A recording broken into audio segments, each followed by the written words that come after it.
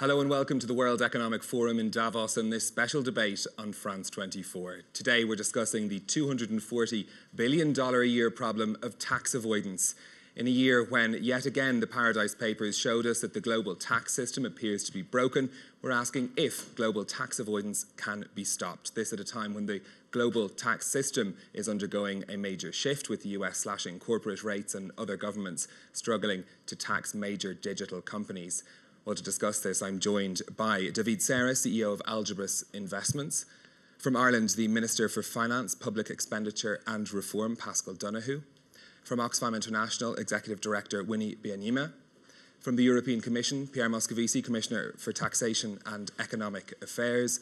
And the Nobel Prize-winning economist, Professor Joseph Stiglitz of Columbia University. Thank you to you all for joining us. This is not a new issue. We know that there have been efforts made to tackle this in the past. One of the efforts we have had in the past year is the European Union publishing its blacklist of tax havens. Pierre Moscovici, I'm going to start with you. We started out with 17 countries on that list. It's coming down now to 9.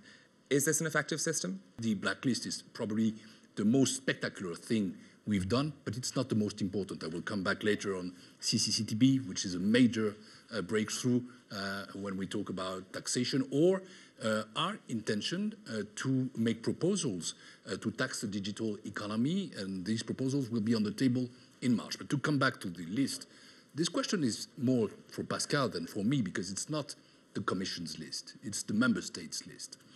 I understand that when you take out of a list of 17 1 month after 8 countries, there is a problem of credibility. You can't see that way. There is another way to see it, which is to say, okay, it proves that it has a dissuasive effect and that it convinces some countries to make commitments they didn't make initially in order to get to a better tax governance. Those countries made those commitments. The Code of Conduct Group, which is intergovernmental, approved that. The ministers decided to take those countries out of the blacklist. But one thing which must be clear is that they are not totally out of the screening, not at all. They enter into a grey list. The grey list is a list of countries which have made commitments, and these commitments are not vague promises. Either they are implemented and then they get out of any list, or they are not implemented and then they get back to the blacklist, and we must define sanctions on that. And so the list is not one day forever. It's a moving process, and the credibility of the process will be shown by, first, perpetual screening, second, movements in the lists, third, transparency. And I asked the minister to make transparent the commitments made by all the countries in the grey list.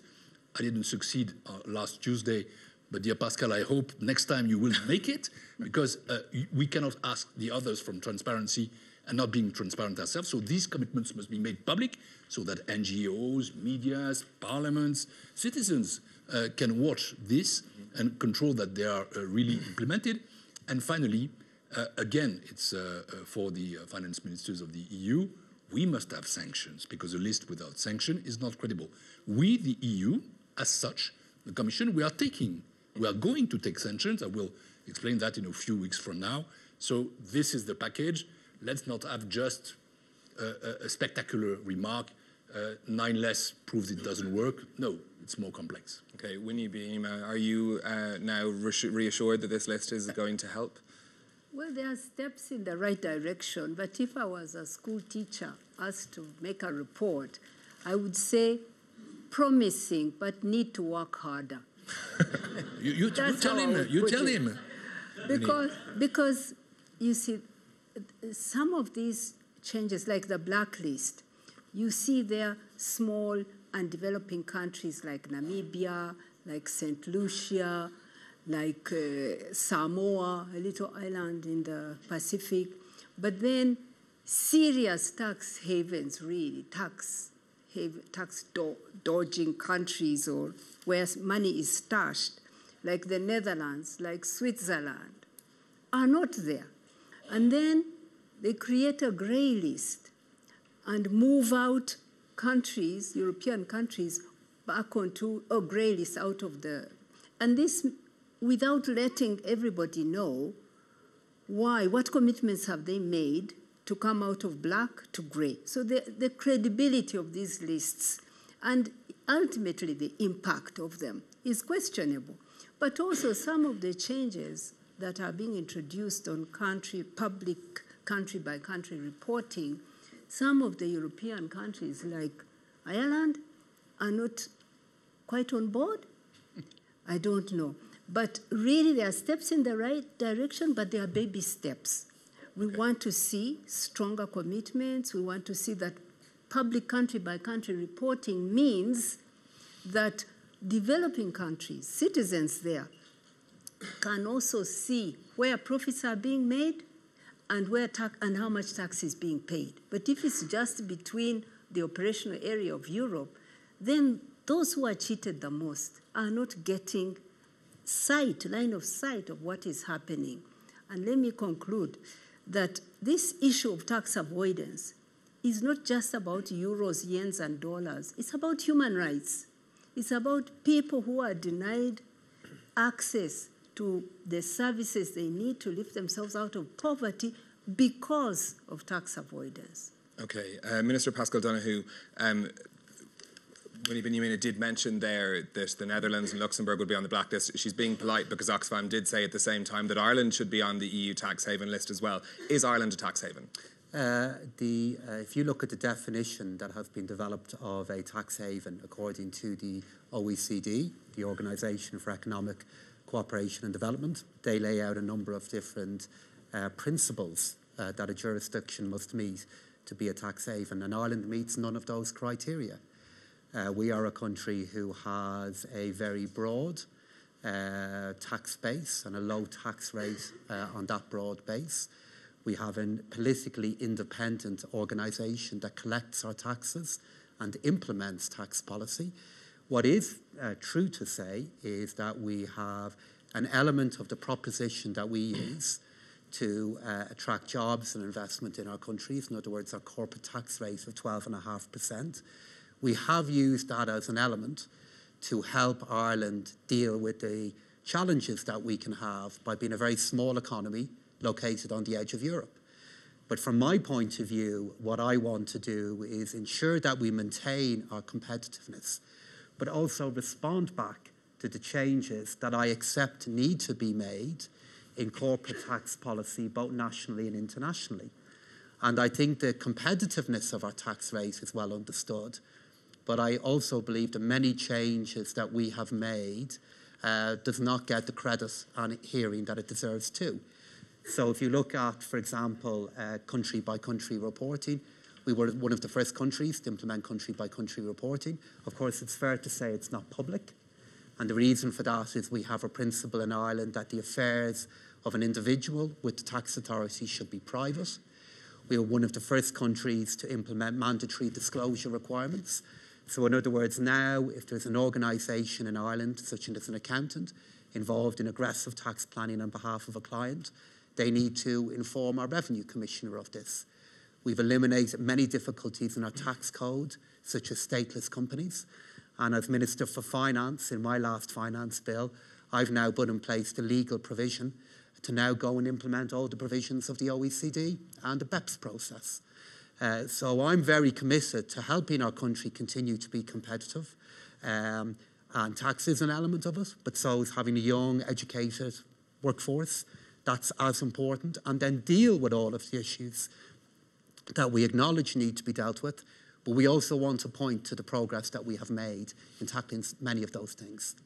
Okay, Professor Stiglitz, should Ireland be given credit for these, having taken these steps and having moved towards signing up to these international systems? Well, the answer is really the same that Winnie said, baby steps, but one has to understand the depth of the problems in Ireland. But before mentioning that and put it in context, Panama Papers and Paradise Papers brought home the importance of illicit activities, people hiding.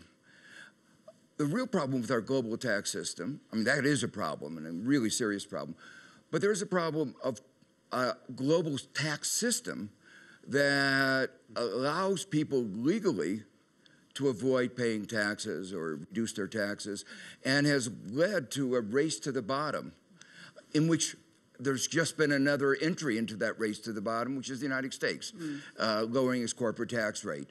So, you know, we know where this race to the bottom is going to end. Ireland is a bad player in this. 12%, why not 10%? Somebody else is 9%, 8%. Where does this end? And unless we get global cooperation, it ends at zero. And as zero, as Winnie said, we won't have the money for infrastructure, for addressing climate change, for addressing poverty. We won't have the money for any of the things our society needs. So we really need global cooperation. But let me be more specific about Ireland. The big case that everybody knows was the Apple case. $13 billion of revenue that were generated all over Europe that were funneled into Ireland, created a few jobs, but were stealing revenue from all the other countries of Europe. And let's be clear, it was stealing revenue and to some extent jobs from other places in Europe because it was a secret agreement. If that agreement had been transparent and open to every other company, Europe would have had zero corporate tax revenue from American companies. When it was exposed, it was pointed out by Vestager, who's been a real champion on this and other things, that it was illegal. And they were engaged in illegal activity and undermining state aid, which is trying to get a basic framework within Europe for fair competition. What did Ireland do? Did it say, we need $13 billion? And you did after what happened in the crisis. You needed $13 billion. So what did they do? They sided with Apple. Apple has used the same ingenuity to deliver those iPhones that you love so much to avoid taxes. And Ireland did get tougher. And so what did Apple do? Move to the next European, not EU, tax avoiding country, one of the Channel Islands. So, you know, what we see is deep commitment by a company that tries to make a pretense of corporate responsibility. I say the first element of corporate responsibility is paying your taxes, and it's using that ingenuity to avoid taxes. And the globalization system has been used to make sure that we don't have double taxation. It could have been used to make sure we didn't have zero taxation. But the corporations didn't want it, and what they didn't want, we didn't get. Okay, Apple, it's worth pointing out, says that it pays all the taxes it's supposed to in the countries that it owes it. They're not here to represent themselves, so it's worth mentioning that. Minister Dunphy, just briefly, can you respond to it? Yeah, well, I'm here obviously to represent Ireland, of course. And actually, many of the principles that Professor Stiglitz outlined, actually, I do agree with. And I gave him a bit of a fright when I walked in earlier on. And I told the professor that I have many of his books in my office.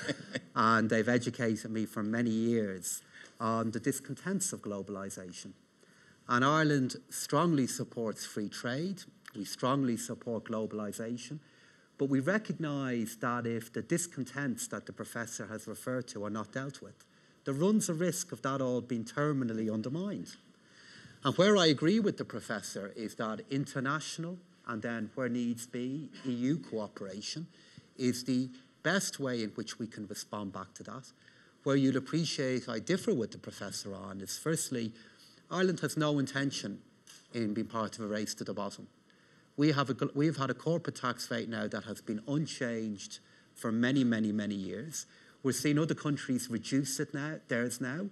Ours is already not the lowest in the European Union. We have no plans to change it at all, because we're not going to be part of what the professor has outlined. And then secondly, in relation to Apple, the reason why we took the stance that we did is because we do not do deals with individual companies. Apple have been present in Ireland for 40 years, as have many other companies. And it is not in the interests of companies or investors that we have in Ireland, or all the ordinary taxpayers that I represent, to do any deal with any of them. And we don't. Okay.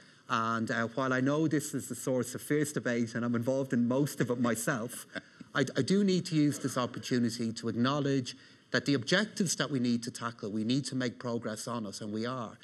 But it isn't Ireland's role or indeed ability to be a global tax collector.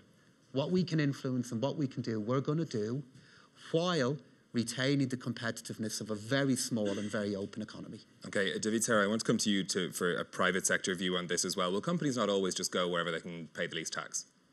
Absolutely. So my view is very simple. I think here, in reality, we're lying to voters, and I think business has to stand up and do numbers. So, for example, and I just go through a couple of simple numbers.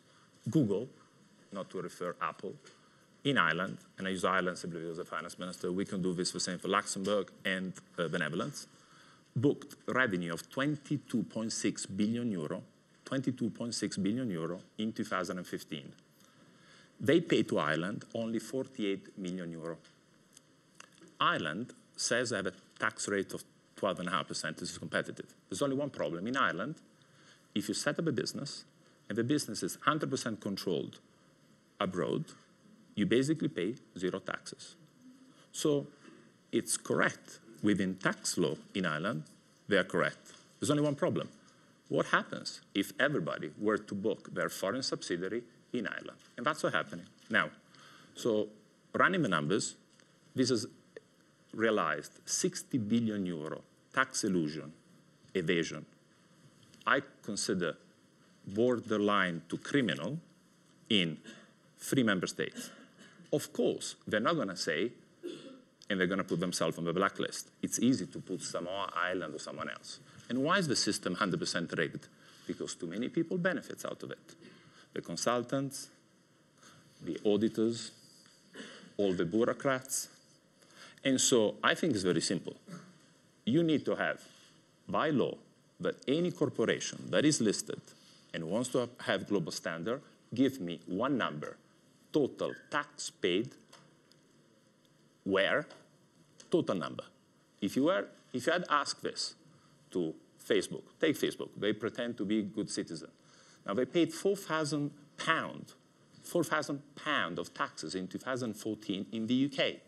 If I take reported, if I add every annual report of Facebook globally, and I see what's the tax paid, the number is 0. They post $10 billion profit. So explain to someone, if I add every annual report that you file in every country, and you pay 0 taxes, so it's very simple. If you are a listed company in the world, you must give me one number, total tax paid, in which country. And all this discussion ends. So the transparency is the key element there. We're going to have to take a short break, but do join us after the news headlines for more from this special debate from the World Economic Forum in Davos.